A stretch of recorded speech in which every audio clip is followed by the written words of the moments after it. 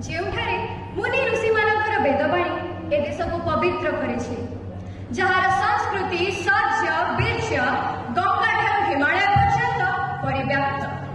ସେହି ପବିତ୍ର ଭାରତ ଭୂମିରେ ମୋର ଜନ୍ମ। ହୃଦୟ ଆମର ଗୋଟିଏ, ଗୋଟିଏ ଆମର ଜୀବନ।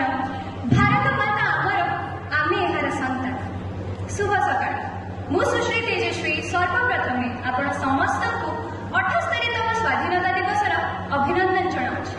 ସମ୍ମାନନୀୟ ସଭାପତି ମହୋଦୟ, ନିମନ୍ତ୍ରିତ ଅତିଥିବୃନ୍ଦ, ପୂଜ୍ୟ ଶିକ୍ଷକ ଶିକ୍ଷୟିତ୍ରୀ ଏବଂ ମୋର ସାନ ବଡ଼ ଭାଇ ଓ ଭଉଣୀମାନେ, ଆଜି ଏହି ପବିତ୍ର ଦିବସରେ ମୋତେ କିଛି କହିବାର ସୁଯୋଗ ମିଳିଥିବାରୁ ମୁଁ ନିଜକୁ ଧନ୍ୟ ମନେ କରୁଛି।